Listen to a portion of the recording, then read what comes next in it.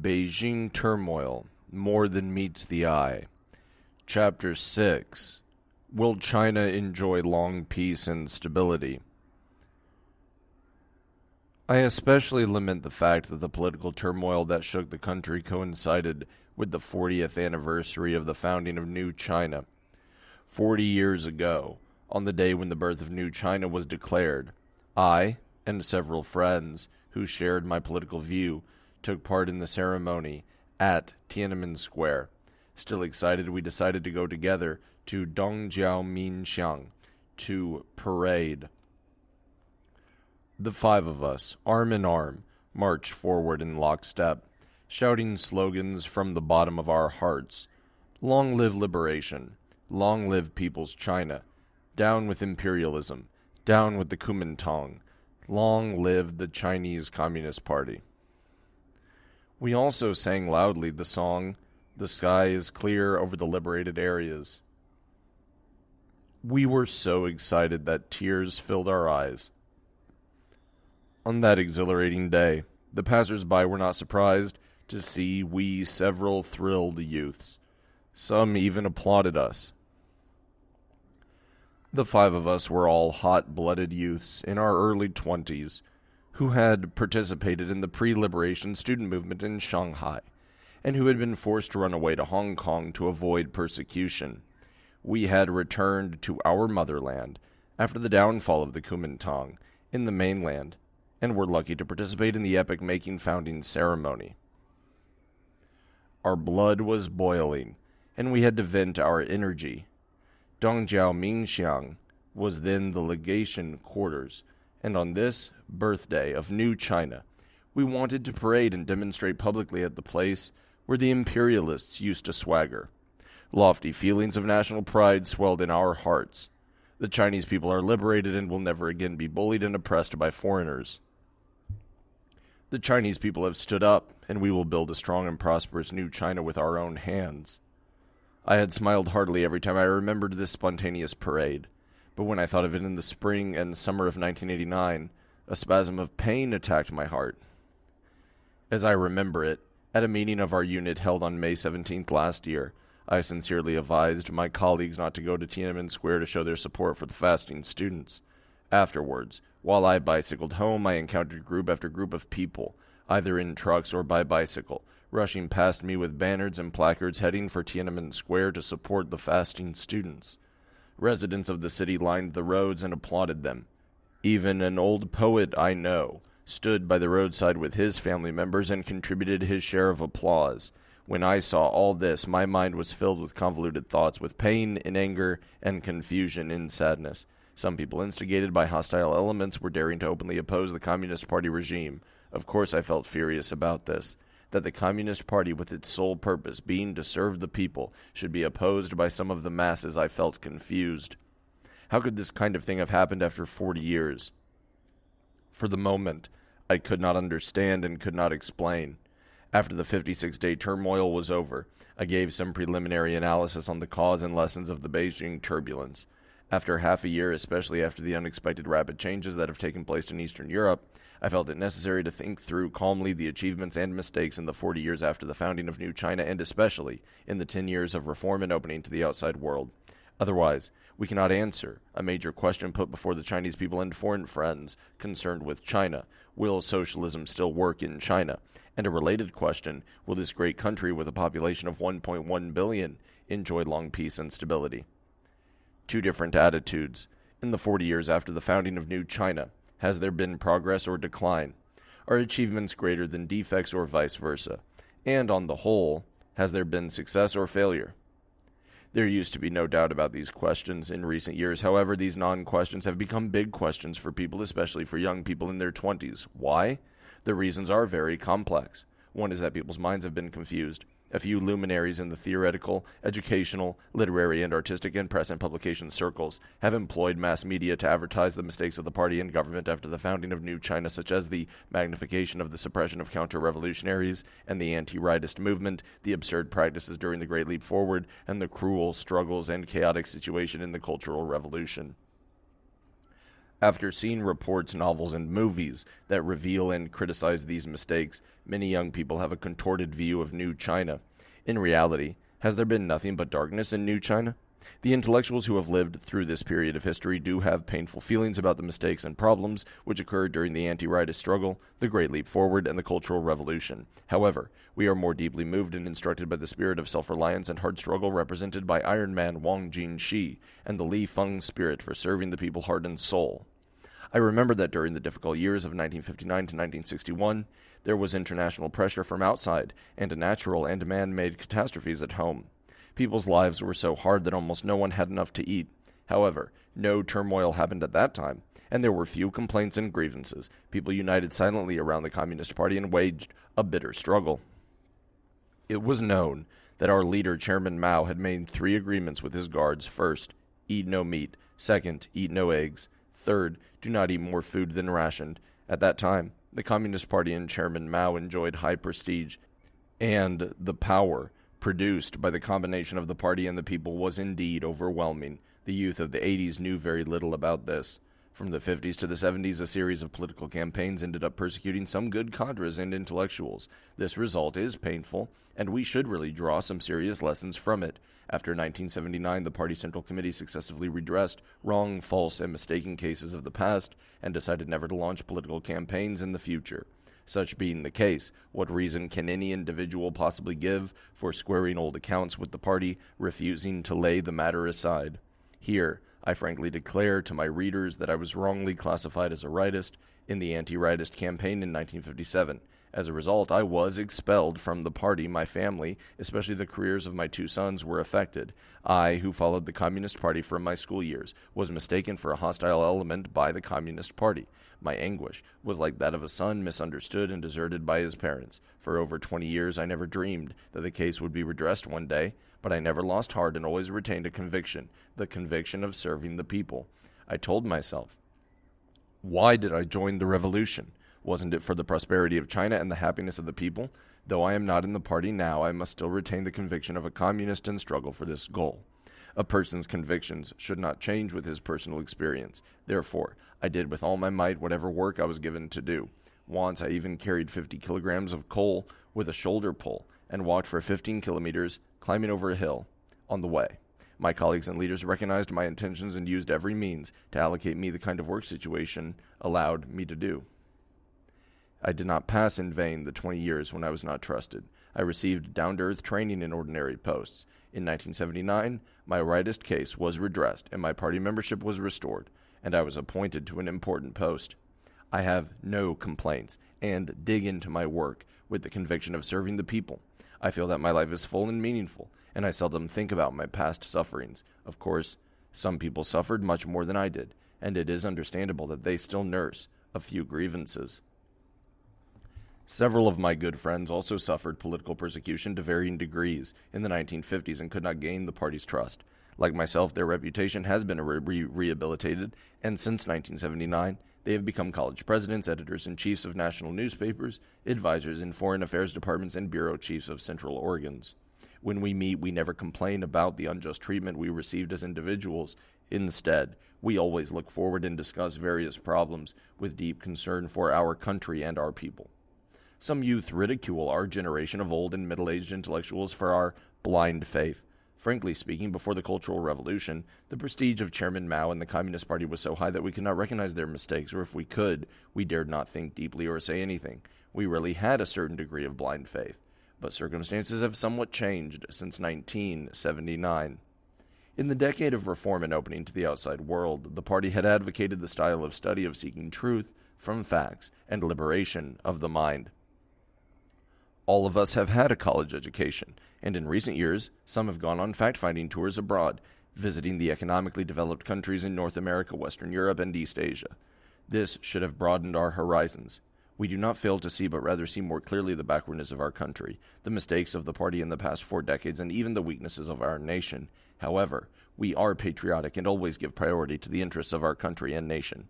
We will never take the stand of the intellectuals who have betrayed their country and abuse our motherland. But we will not shield our shortcomings, and we will not belittle ourselves improperly.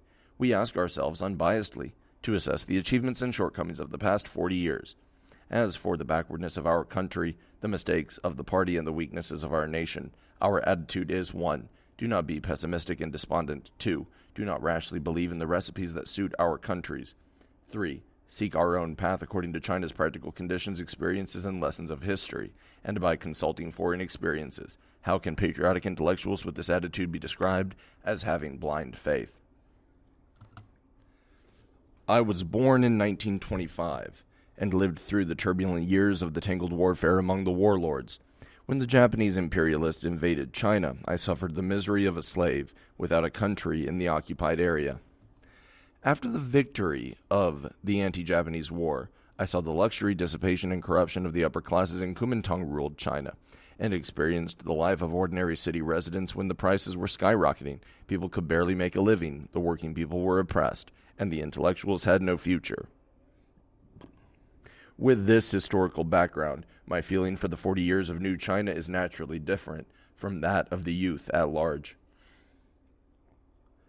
Achievements and mistakes in the 4 decades. For 40 years, New China has stood towering in the East as an independent, unified socialist country, overcoming repeated isolations, blockades, interferences, sabotage, and provocations of foreign imperialists, while safeguarding national security and dignity. Every time I think about this, I take pride in Chairman Mao's declaration, "The Chinese people have stood up."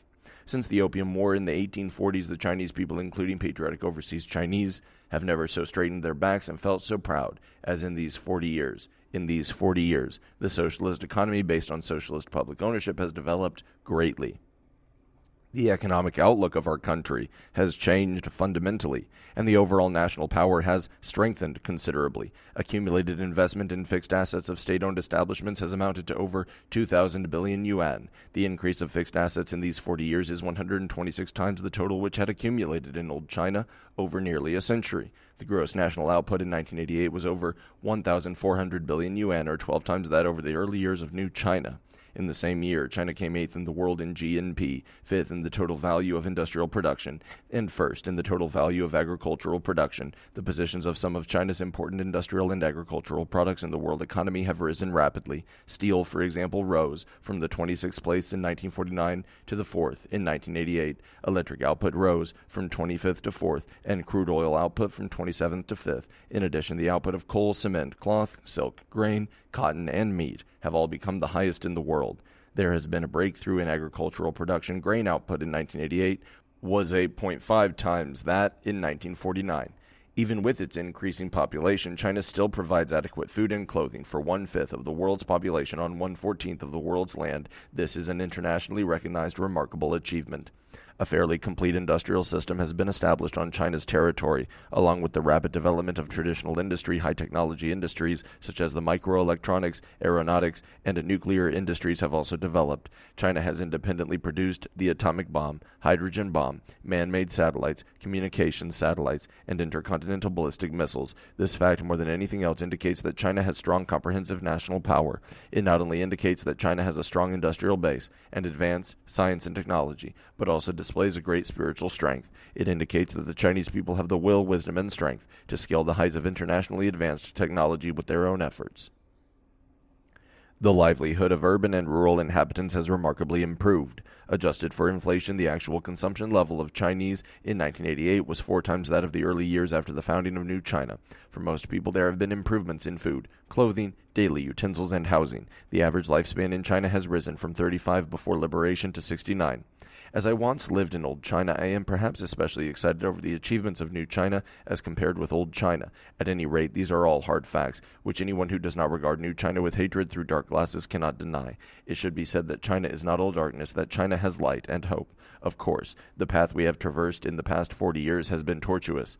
As the ruling party, the Communist Party of China has gone through a profound self-examination and analysis over its leftist mistakes, including those made from the founding of the People's Republic to the Cultural Revolution. In the resolution on certain questions in the history of our party since the founding of the People's Republic of China, adopted by the CPC Central Committee in 1981, the resolution points out that during the decade of all-round socialist construction from 1956 to 1965, Comrade Mao Zedong's theoretical and practical mistakes concerning class struggle in a socialist society became increasingly serious. His personal arbitrariness gradually undermined democratic centralism in party life, and the personality cult grew graver and graver. The Central Committee of the party failed to rectify these mistakes in good time. Careerists like Lin Biao, Jiang Qing, and Kang Sheng, harboring ulterior motives, made use of these errors and inflated them. This led to the inauguration of the Cultural Revolution. The Cultural Revolution was not a revolution. It did not promote social progress, but instead caused serious confusion,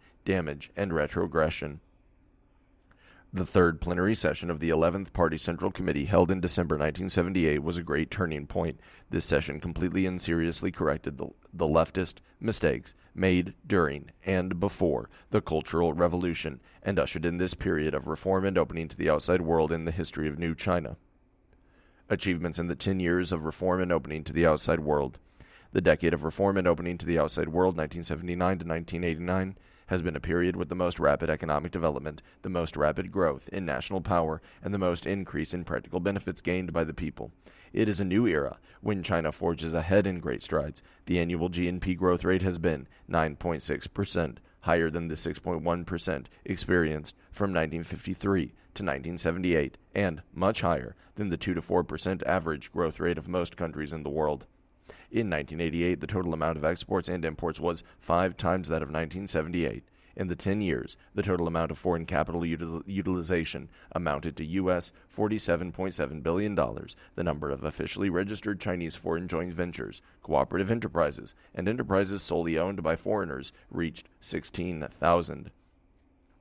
Accounting for inflation, the per capita income increased by 11.8% for rural inhabitants and 6.5% for urban inhabitants, along with overall improvements in food, clothing, utilities, and housing. The total savings of urban and rural inhabitants increased from 21.1 billion yuan in 1978 to 380.2 billion yuan in 1988.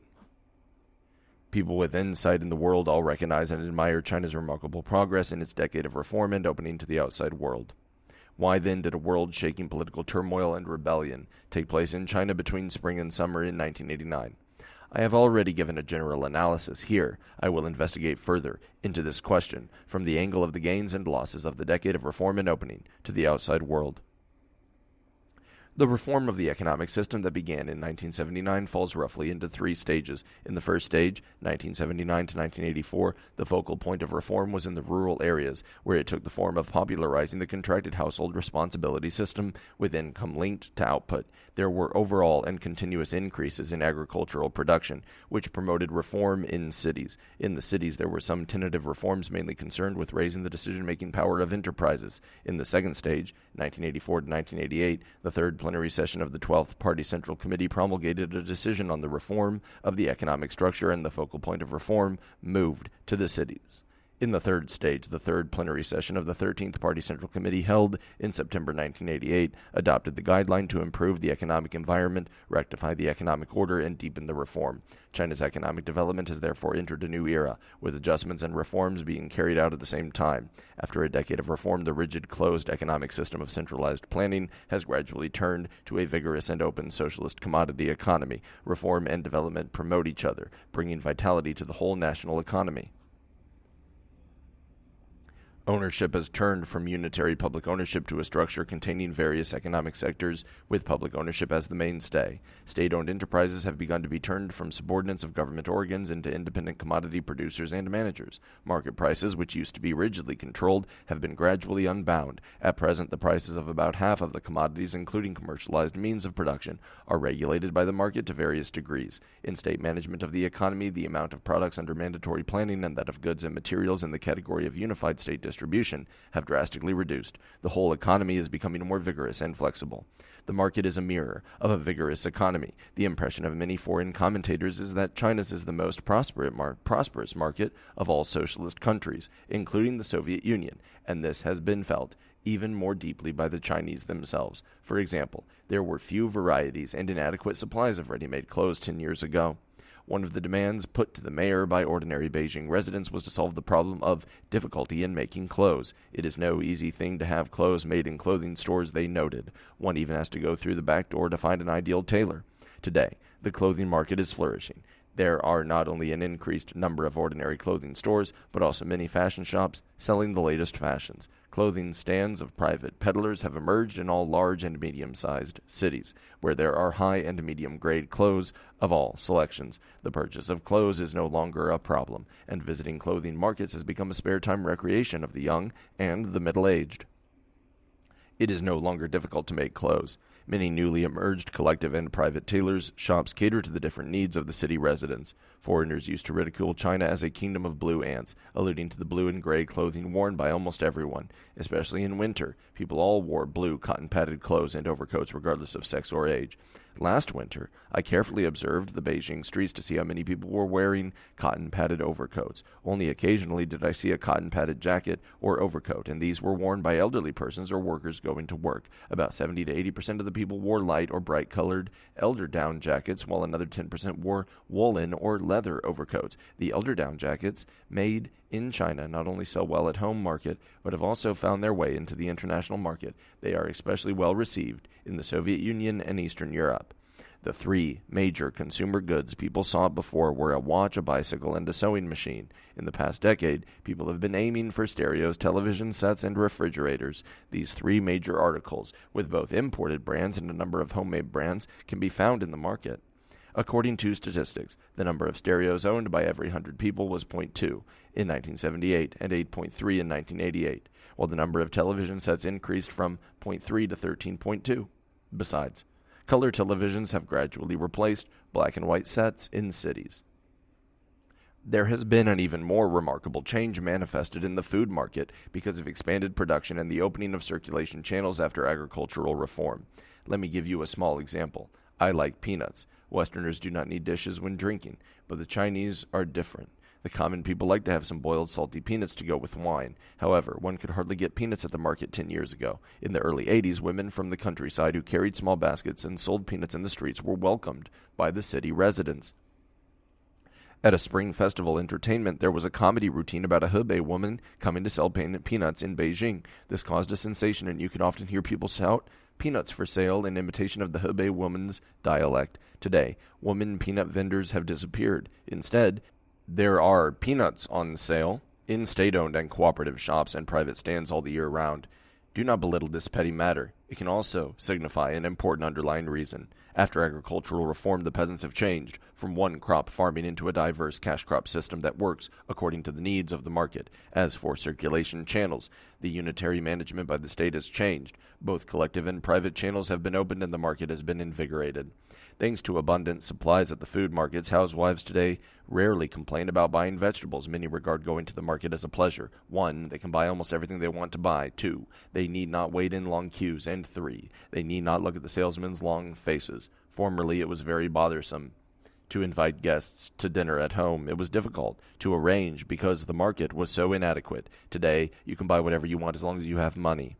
This change cannot be shown in numbers, but it has exerted considerable influence on people's psychology. According to statistics, the average consumption level of urban and rural inhabitants increased by 108% from 1978 to 1988. It should be regarded as remarkable that the average consumption level of 1.1 billion people doubled in 10 years. The mistakes in the decade of reform and openness. Though the achievements of reform and openness are apparent and urban and rural inhabitants have gained practical benefits, reform of the economic system is a new thing with no ready-made and mature plan to follow. Consequently, many problems and difficulties encountered in the process are not easy to solve. Besides, there have been mistakes in the government leadership. This has resulted in 3 major problems, causing discussions and complaints in society. The first problem is the overly rapid price rises. Since the founding of New China, a policy of stabilizing prices has been continuously carried out. Prices remained stable over a long period, and the people were of course satisfied, but many economic problems accumulated, such as the low price of agricultural products, which affected the peasants' initiative for production. In March 1979, the government raised the purchasing prices of 18 agricultural products, including grain, cotton, and live pigs, by 15 to 50%. As a result, the prices of grain and non-staple food in the cities rose correspondingly. In order not to affect people's lives, the government has begun subsidizing products, spending a great amount of money on price subsidies every year. In fact, the prices of some commodities on the market are much lower than their actual values. Since 1980, the government has begun to reform prices, where before there was over-centralized control of prices. The policy now is to allow the prices of some commodities to fluctuate according to the regulation of the market. For instance, the price of pork was decontrolled in 1985. In 1986, prices were decontrolled for 7 industrial consumer goods, such as bicycles, black and white television sets, refrigerators, and pure cotton textiles of over 80 counts. After that, prices were decontrolled for 749 commodities in 24 categories. In 1987, the government clearly stipulated the adoption of 3 kinds of prices: state-fixed prices, state-guided prices, and market-regulated prices. In 1988, an estimated 65% of agricultural and sideline products, 55% of industrial consumer products, and 40% of industrial capital goods had their prices wholly regulated by the market. Looking back now, one can be clear that the reform of price policy and allowing some of the commodity prices to be regulated by the market are consistent with the laws of economic development. However, after the last quarter of 1984, the overheated economy caused inflation, with rapid price rises occurring each year. From 1987 to 1988, the total index of retail prices rose by 18.5%. Afterwards, the government adopted a policy of control and improving the economic environment and rectifying the economic order, and the measures of retrenching investment in capital construction, limiting loans, and controlling inflation. As a result, the sum of price rises was reduced month by month in 1989. Overly rapid price rises test the endurance of the masses, enterprises, and the state. In fact, the actual living standard of many urban residents dropped to a certain degree. These circumstances caused widespread attention in the society and raised serious worries from the masses, affecting social stability and the confidence of the masses in reform. The second problem is unjust income distribution. After the reform of the economic system, personal income has changed gradually from a single salary to the coexistence of various forms of income, including salary income, capital income, property income, employment income, and various subsidies and welfare. Besides, the state control of personal income has changed from highly centralized direct control to indirect control. For instance, state-run enterprises can now adjust the amount of wages according to their economic gains. However, because of the incompleteness of the new control mechanism, 2 phenomena of unjust distribution have emerged. 1. Egalitarian-style distribution, which existed before the reform, has not been corrected but encouraged and extended at some organizations, institutions, and enterprises. This is mainly because of the rise of the proportion of welfare bonuses and subsidies in personal income. In some units, the proportion amounts to 50%. This income is mostly distributed equally. According to the investigation of 48 cities by the State Statistics Bureau, the salary ratio between research assistants and research fellows in research institutions decreased from 1 to 3 in 1985 to 1 to 2 in January-April 1988, and the ratio between ordinary office workers and department and bureau chiefs decreased from 1 to 3.1 to 1 to 1.6. 2. There has been an increased disparity of income between, on the one hand, the few people who have a secondary occupation, employers and self-employed people, and on the other hand, the masses of workers and cadres.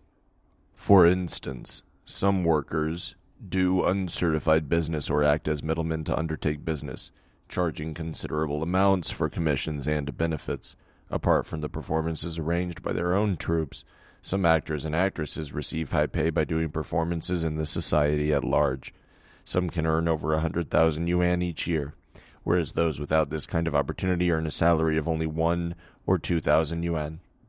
The abnormal phenomenon of manual workers earning more than brain workers, and that of persons engaged in simple labor earning more than persons engaged in complex labor, is also widespread. Enterprises with foreign business relations provide relatively high salaries. For example, one of my colleagues has been doing translation work diligently for nearly 30 years and has received the academic title of senior editor, equivalent with associate professor. She has a monthly salary of 170 yuan. Her son, a junior high school graduate, has learned a little oral Japanese and has worked as a tourist guide for less than 1 year in a Chinese foreign joint venture. His monthly salary is 380 yuan. Her husband is also a senior editor and earns as much as she. The son, who has just begun to work, is earning more than the total salary of his parents, who have worked for nearly 30 years. This unreasonable phenomenon is not very uncommon. According to statistics in Shanghai, the average annual income of a self-employed person is over 5,000 yuan. 10 of them earn more than 10,000 yuan a year. Some private street peddlers selling daily commodities earn over 100,000 a year. On the other hand, the highest annual salary of first-grade professors is only about 5,000 yuan. This gap in the material well-being between various sectors of the society is not in a reasonable proportion, causing quite a few members of society to feel indignant. The third problem is the confusion in the economic order, especially the order in the sector of circulation. There are increased instances of official and private profiteering, embezzlement, bribery, and the use of official power for private gain. In 1988, in its effort to crack down on economic crime, the procuratorial organs in the country placed on record over 66,300 cases of embezzlement, bribery, and tax evasion, seizing illicit goods and money with a total value of 423 million yuan. According to the 1989 report of the Supreme People's Procuratorate, activities of embezzlement and bribery today have the following characteristics. 1. The sum of embezzlement and bribery is very large. Among the cases filed for investigation in 1988, 122 involved 100 to 500,000 yuan. 22 involved 500,000 yuan to 1 million yuan, and 15 involved over 1 million yuan. 2. There are many people at grassroots units who possess financial power. Nearly 70% of the criminals are directors, managers, accountants, and purchasing agents of enterprises and institutions. 3. Many cases happened in banks, architecture firms, the food industry, supply and marketing, and goods and material units. 4. There is an increased number of cases concerning international economic relations. Some criminals ask for or accept bribery from merchants abroad. Some flee the country with embezzled money. Wu Shuqing, president of Beijing University, has analyzed inflation, unfair distribution, and corruption in his article, "We Must Adhere to the Socialist Orientation in Reform and Openness," published in People's Daily on November 17, 1989. He thinks that the emergence and development of these phenomena were not due to adherence to the socialist orientation, but resulted from straying away from it to a certain extent. Quote, "For instance, the growth of corruption does not indicate that the party has already been corrupted, or that the corruption resulted from the adoption of public ownership and upholding the party's leadership, as claimed by preachers of liberalization. In fact, there are phenomena of corruption within the Communist Party. However, every unprejudiced person will admit that the Communist Party is good on the whole, and is the cleanest in Chinese history. Theoretically, public ownership and the nature of the Communist Party are directly opposed to corruption, whereas private ownership and political parties and factions of the exploiting classes have intrinsic relations with corruption. In practice, following the establishment of socialism after the founding of the People's Republic of China, our country early on adopted socialist public ownership under the leadership of the party, but there was no growth and spread of corruption for quite a long period. In capitalist countries with private ownership and a multi-party system, corruption has not disappeared, but is instead widespread.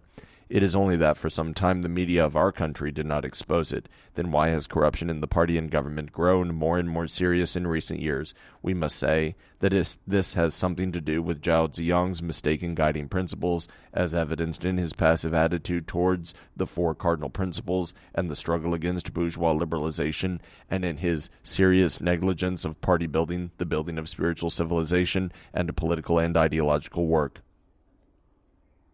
In developing a commodity economy, adopting various ownerships and distribution methods, and expanding foreign economic and technological relations, we must prevent the invasion of the corrupt thinking of the bourgeoisie and guard against sugar-coated bullets.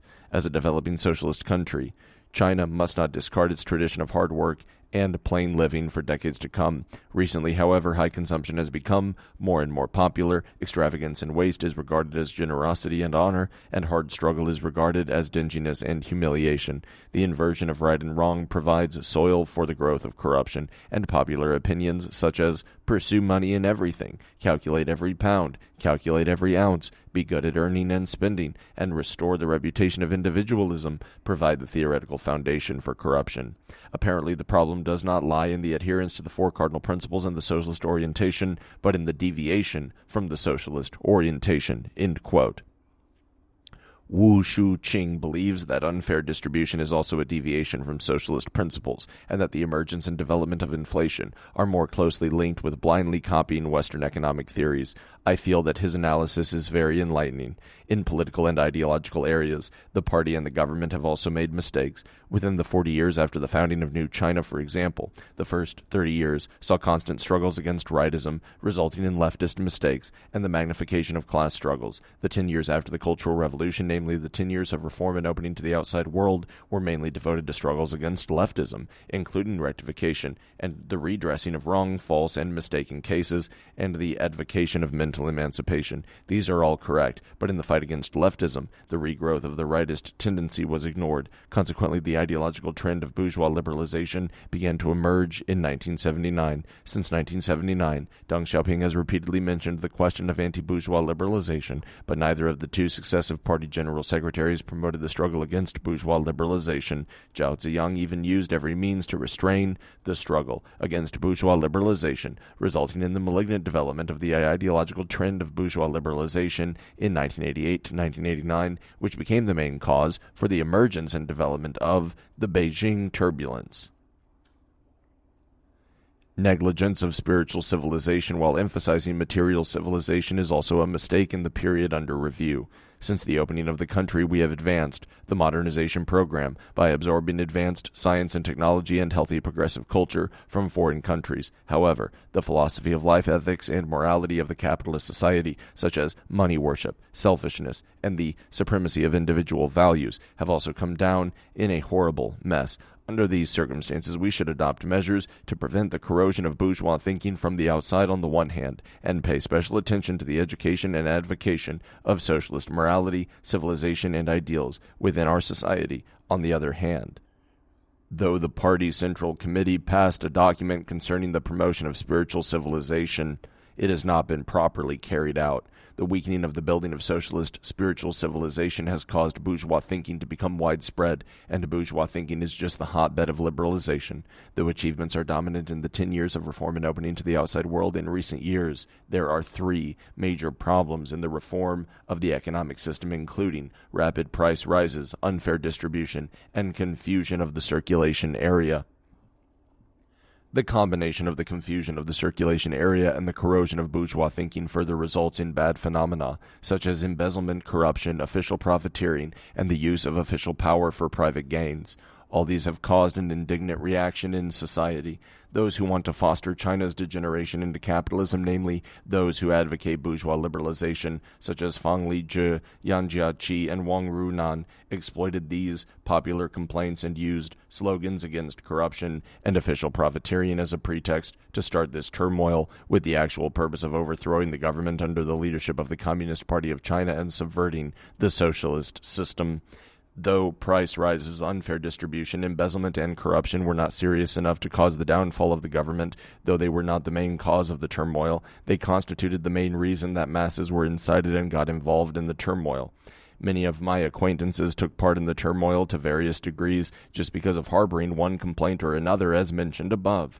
They thought that the students' protest would perhaps sober up the mind of the party and the government. They did not have anti-party or anti-socialist thoughts or intentions. They did not expect in the least that the justified demand that there be a fight against corruption, unfair distribution, and inflation, a demand which should encourage the party and government to better carry out the reform along the socialist line, was used by some people in anti-socialist activities. It was as if some people wanted to walk towards the left but were directed towards the right. Looking back, the people who had been cheated must realize how ridiculous it was.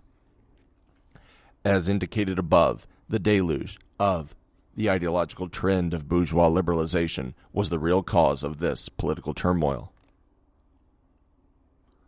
Though the deluge of the ideological trend of bourgeois liberalization had something to do with the internal and international background, the party and government cannot deny the mistakes of insufficient struggle against riotous tendency in the political and ideological field and the negligence of the fostering of spiritual civilization. A review of the above happenings in the decade of reform and opening to the outside world will make us understand more clearly why the tumultuous turmoil should have occurred in a country like China that had been rather successful in carrying out the reform and opening. Two reforms, two futures. All those who practice bourgeois liberalization in socialist countries, including China, flaunt the banner of reform. They call themselves reformists, and those who oppose liberalization, conservatives. This trick of theirs is highly deceptive.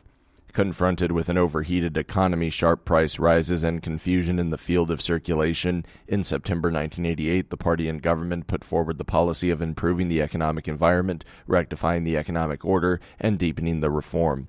Those who clung to bourgeois liberalization came out before the footlights immediately and opposed the vindictive counterattacks of the conservatives in the capacity of the reformers. Yan Jia-chi and Wen Yuan-kai, in their dialogue on the current situation in the Economic Journal, December 4, 1988, attacked the improvements and rectification as putting the clock back and restoring the pre-reform order overnight after more than 10 years' painstaking efforts. Without mentioning names, Yan Jia-chi undisguisedly attacked Deng Xiaoping and Li Peng, saying that, quote, "Those who have been against the reforms are watching China turning from bad to worse, taking China's difficulties as their opportunity to seize power and preparing to clear up the messy situation which will inevitably result in a long period of stagnation or retrogression in China," end quote. This article was reprinted by many domestic and Hong Kong newspapers and magazines. It was regarded as the declaration against the conservatives by the self-proclaimed reformers who clung to bourgeois liberalization. What kind of reforms and opening to the outside world do the people persisting in bourgeois liberalization want? At the beginning, they did not make their answer very clear. The brain trusters around Zhao Ziyang had their reform principles and final targets. However, in the previous few years, they hid them, not daring to make them public. Their strategy was to go step by step. They first got you to take the first dose of medicine. After that, you must take the second dose, and then the third. In this way, they would gradually get you into the quagmire of capitalism. In the past 2 years, they continuously spied out the land, and finding that the climate was good, they made their purposes more clear. In the final analysis, their program for economic structural reform was to abolish public ownership and realize private ownership. In other words, to cancel the planned economy and implement a market economy. Through the World Economic Herald, they brought forth various programs for private ownership. Some held that the state property should be divided into shares to be sold to individuals. Others maintained that the state should grant loans for individuals to purchase the state-owned enterprises. Anyone who has enough brains will doubt that such reform programs would work. In a word, their political structural reform was to implement a Western multi-party system. This, in their own words, meant to abolish the single-party dictatorship of the Communist Party and establish a tripartite balance of three forces. They plotted to set up the so-called Constitution Revision Committee, which would attempt to get rid of the four cardinal principles from the Constitution. In short, the guiding principle of the reforms advocated by those persisting in bourgeois liberalization was to replace the socialist system with capitalism. To them, the opening up to the outside world meant total westernization. The bourgeois liberalizers said that their reforms conformed to the world trends. This is true, but correctly speaking, their reforms accorded with an adverse current of right deviation and retrogression in the world. The reforms and openness advocated by the Chinese Communist Party and government lays stress on promoting society to move forward, adhering to the four cardinal principles, and independently perfecting the socialist system. Some links of the production relations and superstructure that are not suited to the development of the productive forces should be reformed. To promote the development of the productive forces, we should acquire knowledge of science and technology, and methods of management suitable to China from all countries in the world, including the capitalist countries in the West, and make use of foreign talented personnel, funds, and all useful cultures. The purpose of our reform is to add vitality to socialism and bring into full play all of the advantages of socialism. Opening to the outside world refers to learning strong points from other countries for our own use, on the basis of self-reliance instead of total westernization. That there are completely opposite targets and programs in the two different reforms is the underlying cause of the political turmoil that occurred between spring and summer in 1989. The stand of those persisting in bourgeois liberalization is favored by the reactionary forces in the West, as it accords with their wish for the peaceful evolution of socialist China. This was why they energetically cheered and supported the turmoil and, after the crushing of the rebellion, they raised a terrific hue and cry for sanctions. The tragedy for these people lies in the fact that they do not understand China. China, under the leadership of the Communist Party, will never back down from its principles to surrender to foreign powers. How to regard China's poverty. Why did the ideological trend of bourgeois liberalization spread unchecked during the 10 years of the reforms and opening? Because for a certain period of time the party and government did not do their best to struggle against bourgeois liberalization. This is the subjective cause. Objectively, there existed a favorable climate and soil for the birth and growth of bourgeois liberalization. For the first 30 years of the 40 years after the founding of the People's Republic, the Chinese people had very few contacts with foreigners. While China was engaged in its construction with the door closed, the people had limited understanding of the world. 10 years ago, China began to open its door and windows to the outside world, and the people suddenly found that China was far behind. The surprising gap between China and some countries in the world was intolerable. At the beginning of the openness, the Chinese people had doubts. Later, these doubts were reinforced when people coming back from abroad described how wealthy foreign countries were, and because TV and films showed the magnificent skyscrapers and expressways of foreign countries, and newspapers and magazines carried one article after another, introducing the fantastic material civilization of the West. As a result, the concept China is poor and foreign countries are rich has found its way deep into the hearts of the people. Actually, the foreign countries in their minds are only some advanced capitalist countries, such as the United States and Japan. As far as the concept itself is concerned, we cannot say it is wrong. However, it will be oversimplified to reach by inference the conclusion that socialism is not as good as capitalism. This is not necessarily the truth, unfortunately. Some intellectuals who are not knowledgeable but have high opinions of themselves, especially some young intellectuals who have scanty experience of life, have fallen into the mire of this ridiculous formula and cannot get out of it.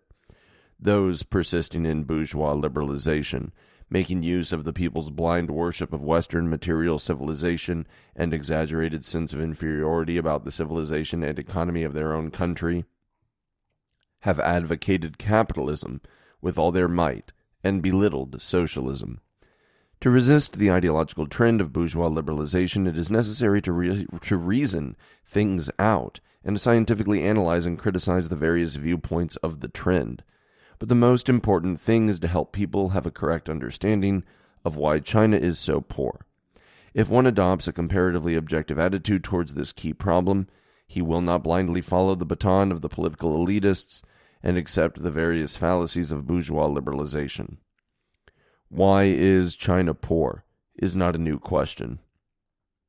Starting from the early 20th century, generations upon generations of progressive intellectuals, represented by Mao Zedong, Zhou Enlai, and Lu Xun, were puzzled with the question. They thought hard and made investigations, trying to find answers to it.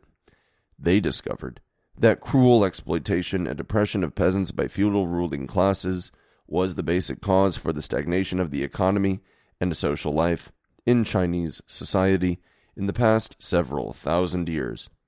They also found that the plunder of China by big capitalist powers was the fundamental cause for old China's poverty and backwardness. After the Opium War in 1840, one after another of the capitalist powers launched aggressions against China, reducing it to a semi-colony. Almost all the big powers in the world invaded China. From the Opium War to the downfall of the Qing dynasty, the indemnities paid by China to foreign countries accumulated to some 1.3 billion taels of silver. In 1937, the Japanese imperialists started their war of aggression against China. In the following 8 years, China suffered heavy casualties, totaling 20 million, and a loss of $100 billion. It is none other than the blood and sweat of the Chinese people that made foreign capitalists wealthy.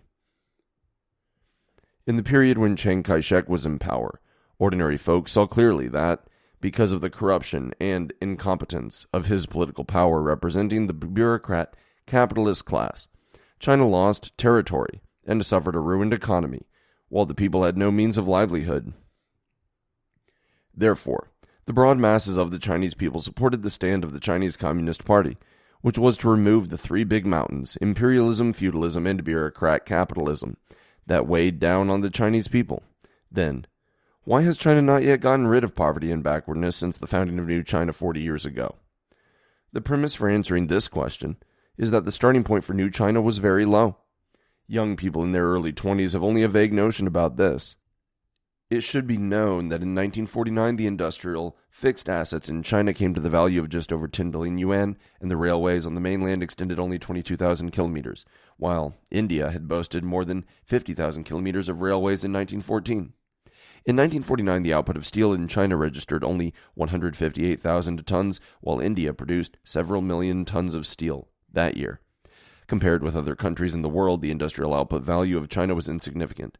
Due to such a low starting point, it is impossible in a short period of time for China, in spite of the quick pace of its development, to catch up with the capitalist countries, which had made an early start 200 years previously. Another problem is the mistakes in population policy which China committed in the past 40 years, with the result that the population went from about 500 million in 1949 to the present 1.1 billion. The sharp population growth has made China suffer a lot. Though China ranks 8th in the world in the gross national product and has been among the advanced countries, it ranks below 100 in terms of the per capita national income. Nowadays, young people admire the life of the American people. However, consider this. Even if the gross national product of China were as high as that of the United States, its per capita income would be lower than that of several dozen countries. On the contrary, if China had a population of only 250 million like the United States, China, with its present gross national product, would have a standard of living about 5 times that of the present. It goes to show that whoever comes to power in China cannot avoid this difficult problem. If we take into consideration the above-mentioned 2 points, that is, the low starting point and the big population, no one will remain indifferent towards the achievements in economic construction New China has made in the past 40 years. As compared with 1949, the total industrial and agricultural output value of China increased by 41.2 times, and the national income by 19 times in 1988, after adjusting for fluctuating prices. As compared with the peak year before liberation, the output of raw coal in 1988 increased by 17 times, crude oil 429 times, generated electricity 92 times, steel 65 times, cotton yarn 11.5 times, grain 3.6 times, and cotton 5.9 times. The standard of living has greatly improved. In 1957, the yearly income per urban resident came to 235 yuan. The figure increased to 1,119 yuan in 1988. In 1957, the annual income per rural resident registered at 73 yuan, and in 1988, 545 yuan. After adjusting for fluctuating prices, the yearly income per capita in urban areas in 1988 increased by 87.9%, and that for the rural population by over 3 times as against the figures of 1978. Take Beijing as an example. In 1949, the annual income per capita was about 100 yuan, while in 1989, 1,597 yuan, an increase of 98.8% over the figure of the pre-reform year of 1978, after adjusting for fluctuating prices. When we talk about the per capita income of Beijing residents, there is one point that needs to be explained. The yearly income per Beijing resident is the equivalent of only $339, which, according to the standard of living in the United States, is below the poverty line, and the people in Beijing could not survive. As a matter of fact, if American people come to visit Beijing, they will find that the residents in Beijing not only have enough to eat and wear, but also are fastidious about their food and clothing. in addition to owning colored TV sets and VCRs. How is this? 1. The commodity prices in China are much lower than those in the United States, and 2. The state provides quite high food and rent subsidies to residents. The monthly rent for an ordinary worker household accounts for only 4% of his monthly wage. Therefore, though the income is low, the people have a reasonably well-off life. If this weren't the case, the residents would not be putting such a large amount of money into the bank. In 1988, the year-end remaining sum of deposits of urban and rural residents came to 380.1 billion yuan, and the total volume of retail sales of social commodities reached 744 billion yuan. This indicates that the total amount of residents' deposits was equivalent to 50% of the total volume of retail sales of social commodities. This significant figure proves, incontrovertibly, that the majority of urban and rural people are living a well-off life. The expression that China is poor is not wrong. The problem is how you understand the concept. In my opinion, China is poorer than the advanced countries in the world. However, China is not poor among the developing countries. As compared with old China, tremendous changes have taken place in new China. It is worth pointing out that China is among the countries with fairly high economic growth rates. Since the reform and opening up to the outside world, China has made even quicker progress in the national economy. Between 1953 and 1978, the average annual growth rate of the gross national product came to 6.1%, and between 1978 and 1988, 9.6%. However, between 1980 and 1986, the average annual growth rate of the gross national product in the world was 2.6%. The growth rate for advanced countries was 2.3%, and for China, 9.2%. China's economy has developed faster than many other developing countries. Between 1967 and 1984, the average annual economic growth rate for the developing countries in the world was 4.9%, and that for China, 9.4%. All world economists recognize the fact that China's economy has developed faster than that of India. According to the statistics provided by the Central Intelligence Agency of the United States, in the 20 years from 1965 to 1984, the average annual growth of industrial production of China was 8% higher than that of India. Even during the 10 years of turmoil in the Cultural Revolution, the average annual growth rate of the Chinese industry was about 10%, much higher than India's, less than 4%. Take steel, for example.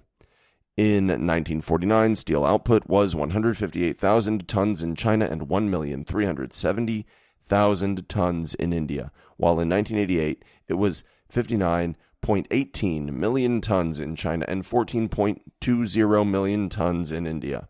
In 1989, China produced 61.24 million tons of steel, next only to the United States, the Soviet Union, and Japan, leaving Britain, France, and federal Germany as well as India behind. Is this a success or a failure for socialism? The answer is self-evident to anyone in his right mind.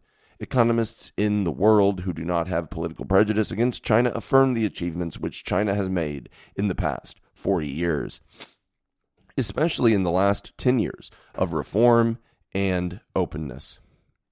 James Lilly, ambassador of the United States to China, made a speech about the China of 1990 and the changes in its economy and politics in Hong Kong on November 7, 1989. He said that he had hardly met any businessman and international economists who were not optimistic about China's long-term future. We must remember, he pointed out, this country is by no means a failure in economy. He added that many developing countries admire that China has taken a strong economic base and rich natural resources to deal with the present problems and the potential to play an important economic role in the region and in the world in the next century. Even those who only slightly know the Chinese history understand well that in the 200-some years before the founding of the People's Republic, China was forced to cede territory and pay indemnities to foreign invaders. Though China perhaps was worthy of the name a strong country in the 1750s, it was already declining into a weak country day by day after the Opium War. It was not until after the founding of New China that China put an end to the situation in which China had allowed itself to be trampled upon. The 40 years of New China have been the country's most prosperous years in the past 200 or so years. This proves that socialism has vitality in China. At any rate, we should not draw an improper conclusion that socialism has met with failure in China just because China's economy is still behind the developed capitalist countries. It is true that without the Great Leap Forward in 1958, the Cultural Revolution from 1966 to 1976, and many mistakes in politics and economy, new China would have made much quicker progress. We all admit it. But we also must not, because of all these errors, deny the substantial achievements China has made and ignore the overall national strength brought by socialism. Socialism has given the people in new China a much better life than in old China or some developing countries. Only if we make a serious analysis of the concept, China is poor, will we understand that it is unreasonable and unfair to attribute China's relative backwardness to the socialist system. On the contrary, the history of the past 200 years reveals that it is none other than the socialist system that has brought China 40 years of independence, unification, development, and progress. Though China has not been completely lifted out of poverty and backwardness, when we think twice we can see that socialism is on the whole successful in China. Socialism has narrowed the gap between China and the developed countries. It has not widened the disparity. This success has heightened the people's confidence so that so long as we draw lessons and sum up experience of the past 40 years, it will be possible for China to make a fairly fast advance along the socialist road. Because of the influence of the international environment, the ideological trend of bourgeois liberalization will not disappear automatically from the Chinese mainland. The struggle against this trend will last long. If the Chinese youth had calmly thought over the question of whether socialism had worked in China, this trend would not have so magically attached itself to their hearts. Sophistry can only cheat people for a while, though, and the power of facts will last forever. Some intellectuals, especially young intellectuals, have doubts not only about the socialist system, but also about socialist democracy. They blindly worship the bourgeois democracy of the West. My points of view are, China needs democracy. The present political life is not democratic enough and needs to be perfected. But Western bourgeois democracy does not accord with the conditions in China. He Xin, a young scholar of the Chinese Academy of Social Sciences, once stated his viewpoints. His statements, though not long, are enlightening. It might be well to quote his own words. Reporter: during the students' unrest, people raised the question of democracy. Could you please tell us your point of view on this question? He Xin: when discussing this question, we should distinguish the essence of democracy from its special forms. The essence of democracy is to make the decision-making power win wide support in society. It means to establish a system so as to make the majority of society's members take part in making decisions and express their opinions with relatively equal opportunities. There can be a great variety of forms for realizing such essence. The system of the National People's Congress and the Political Consultative Conference may be a form of present political democracy. In addition, I myself think that it is not true there was no democratic mechanism existing in Chinese political traditions. In remote antiquity, and in the pre-Qing dynasty period, there appeared clan democracy and aristocratic democracy. In the later dynasties, the emperor had his supreme power, while various special systems were established to limit the emperor's absolute power, divide the power between the emperor and his subjects, and provide more opportunities for the common people to participate in and discuss the state affairs. The ancient Chinese political and legal systems are different from those of the Western countries, and had no Greek-style parliamentary democratic traditions, but it does not mean that there was no political democratic tradition at all in ancient China. On the other hand, when discussing democracy, I think we should notice that there is no absolute democracy at any time or any place. All existing political democracy is limited democracy. This is true in the East as well as in the West. The problem is where the limitations are set. Meanwhile, democracy is not an abstract value of human rights, but a means of struggle and balance among groups with antagonistic interests. Finally, with regard to the criterion for determining the social and political development level, I maintain that it can only be social practice. When the introduction of certain forms produces chaos and leads to economic destruction, political conflicts, and social turmoil, these forms are undesirable no matter if they are abstractly reasonable.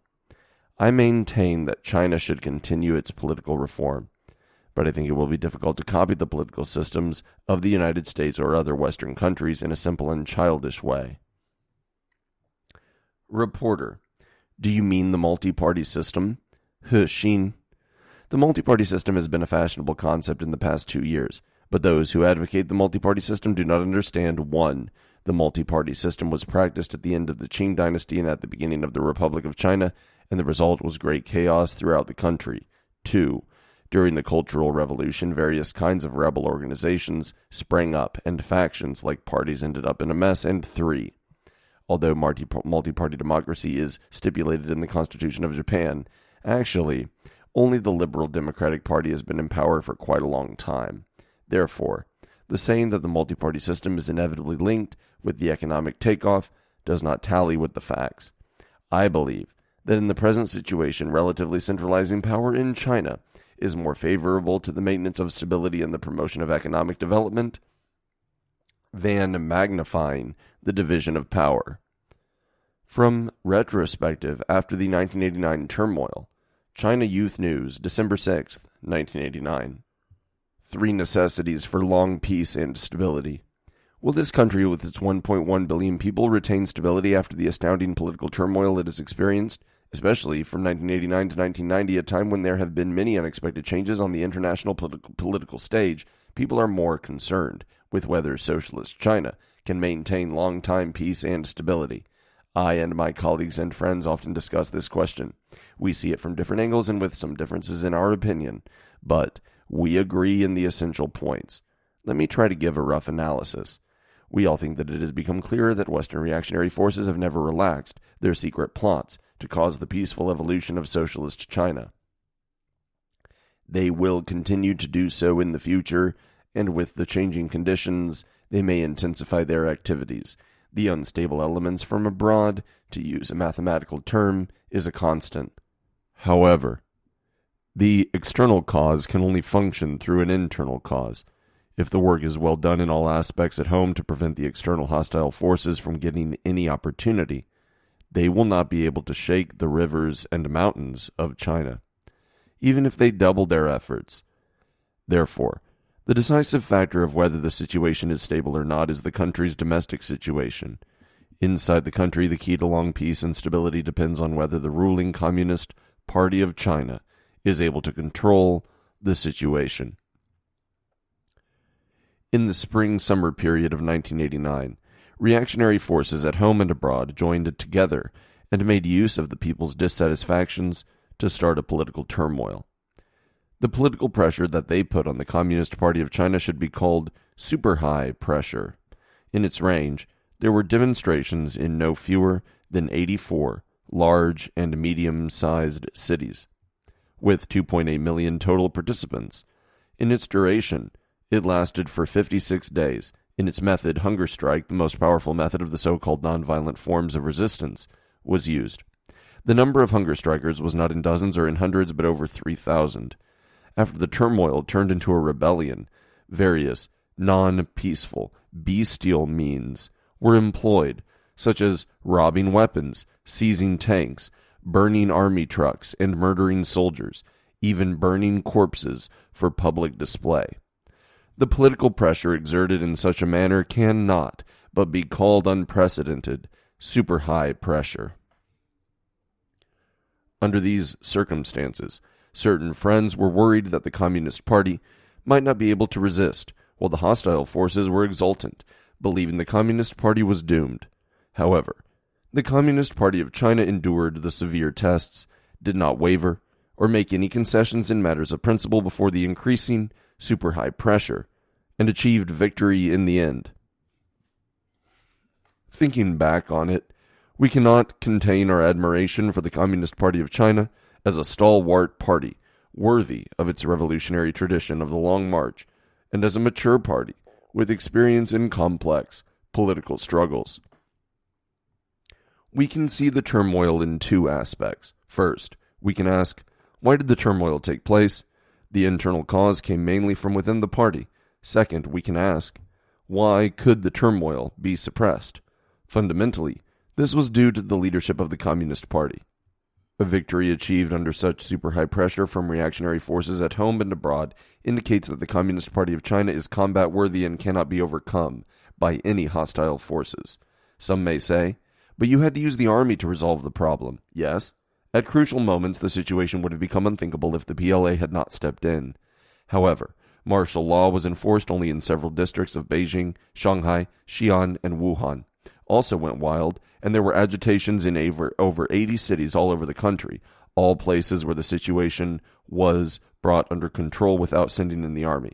Besides, if the Communist Party could not stand by itself, if the great masses of people had not given their support, the problem could not have been solved only by using the army. In summing up the lessons, we have agreed that the cause of the political turmoil in the spring-summer period of 1989 lay in the Communist Party itself. Therefore, to prevent the recurrence of turmoil, we must strengthen the building of the party, which mainly includes consolidating the party's leadership, correcting the party's style, and strengthening the relationship between the party and the masses.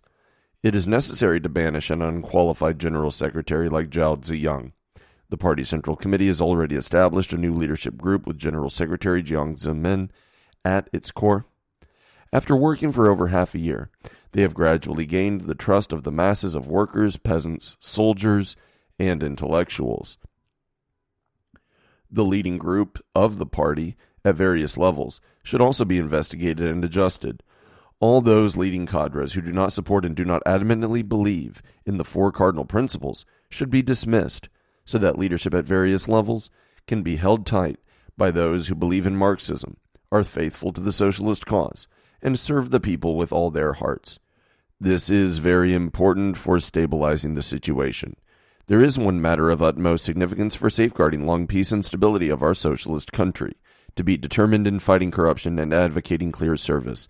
This is so that the masses who have lost faith in the party and the government can see hope, and the very few hostile elements can have no chance to make trouble. In July last year, the new Party Central Committee with Jiang Zemin at its core made 7 decisions to purify the government and combat corruption. See page 91. After half a year, some initial good results can be seen. The children of high-ranking officials have withdrawn from commercial establishments in the prescribed time. Further cleaning up of companies is being carried out with more and more urgency. Embezzlement and bribery are being dealt with severely. For example, a batch of criminals, including 2 provincial leaders, recently have been punished by law. The regulations for the rigid control of inviting guests and giving presents has produced effects that the masses can see. According to a report in the Hong Kong newspaper Mingpao Daily News on February 26, 1990, under the situation of the Chinese Communist Party strongly advocating honest government service, the phenomena of using public funds to eat and drink have been greatly reduced. New Asia Corporation is the largest cooperative food company in Shanghai. According to statistics, the number of public-financed food connoisseurs coming to the restaurants held by this corporation in 1989 saw a reduction of 1 million as compared with the previous year. According to some restaurant managers, the grade of public-financed banquets is dropping and the number of accompanying eaters has fallen markedly. The fostering of honest government is a long-term task. If the Party Central Committee deals with it as a major issue for stabilizing the political situation, deals with it from the Party Central Committee down to the grassroots levels, and deals with it persistently, it will surely win the support of the people. Another key point in party building is to build closer relations with the masses.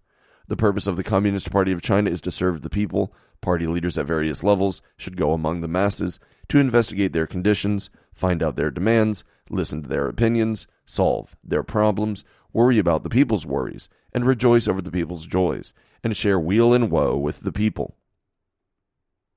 If it is closely tied to the people, the party will have infinite strength and will not be afraid of difficulties, however formidable they are.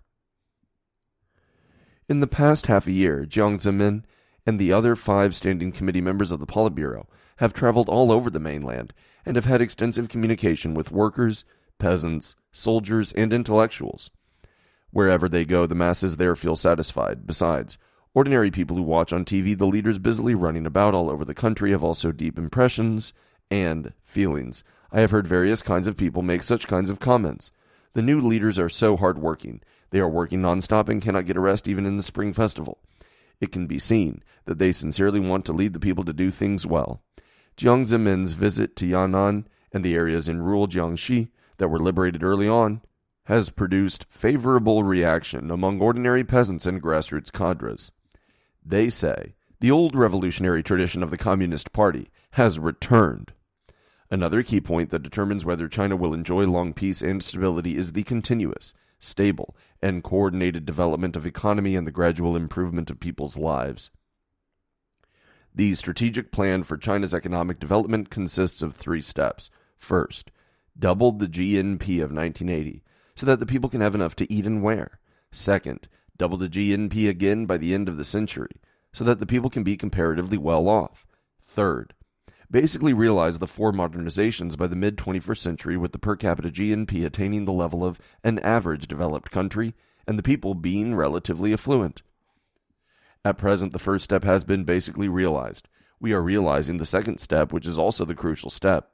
The present task is to do well the work that began in September 1989 of improving the economic environment, rectifying the economic order, and deepening the reforms. This will ensure continuous, stable, and concerted economic development.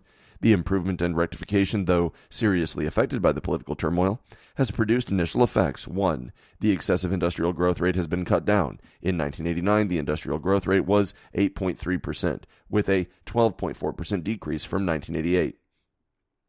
Problems caused by an overheated economy, such as the total social demand surpassing the total supply and the over-rapid increase in the distribution of the national income, have been brought under control. 2. Inflation has been restricted. In 1989, the rate of increase in retail prices dropped month after month. It was 27% in January and 6.4% in December. The price of non-staple food in cities and towns in 1989 basically remained at the same level as in December 1988. The people are satisfied with this. 3. The situation of currency withdrawals is favorable. Savings have increased sharply. The total amount of savings by urban and rural inhabitants by the end of 1989 reached 513.5 billion yuan, with a 35.1% increase as compared with the end of 1988. 4. There has been overall growth in agriculture, forestry, animal husbandry, sideline occupation, and fishery. The total agricultural output value in 1989 increased by 3.3% compared with the previous year. The total grain output achieved a new record high. Vegetable production improved remarkably. Fruit output increased by 10.3%. The output of pork, beef, and mutton by 6.1%, and the output of aquatic products by 8.2%. Though ideal results have not been achieved in the improvement of the economic environment, the rectification of the economic order and the deepening of the reform and problems have emerged, such as the temporary recession in the market and the momentary decline in industrial production. We have still succeeded on the whole. The initial success in these has, on the one hand, rebuked with facts the prediction of the elitists in the turmoil, who said that the Chinese economy will head towards collapse in the work of improvement and rectification. On the other hand, it also proves that the improvement and rectification are not stepping back from reform, but instead will create favorable conditions for the more healthy development of the national economy. The last, and perhaps the most, important condition to retain long peace and stability is support of the people. A nation cannot stand up without the trust of the people. Analects of Confucius. Since ancient times, every wise ruler has understood this argument. In 1949, the Communist Party of China defeated the 8 million strong Kuomintang army thanks to the support of the people.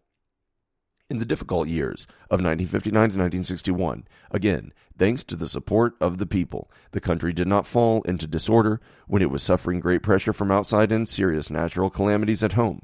Today, again under pressure from serious situations at home and abroad, we must still rely on the people's support to retain long peace and stability. After 10 years of turmoil in the Cultural Revolution, the people in both urban and rural areas long for stability. The repression of the 1989 turmoil, though it undoubtedly depended on the powerful strength of the Communist Party, was also due to people's longing for stability. I have not yet seen social investigation materials on this aspect, but the majority of the people that I meet hope that China will not fall into disorder.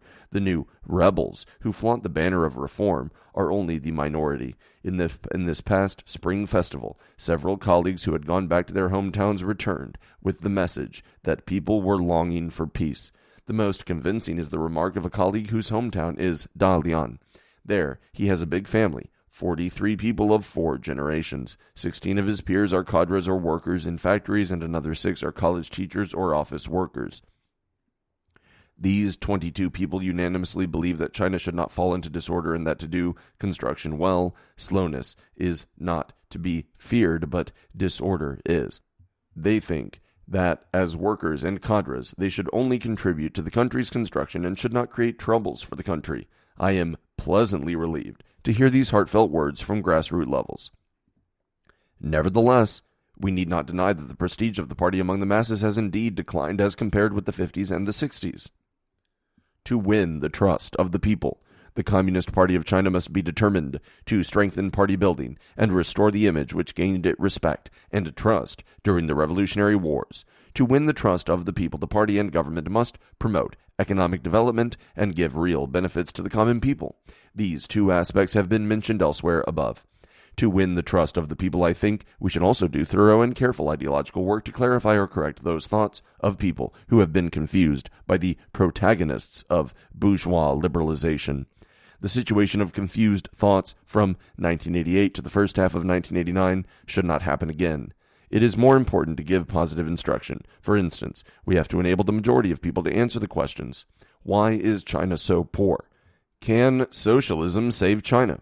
What kind of democracy does China need? If we can agree on these basic questions, preachers of bourgeois liberalization will have only a small audience. Moreover, we must advocate patriotism, oppose worship of and blind faith in everything foreign, advocate the spirit of devotion to the motherland and society, and oppose looking for money in all aspects.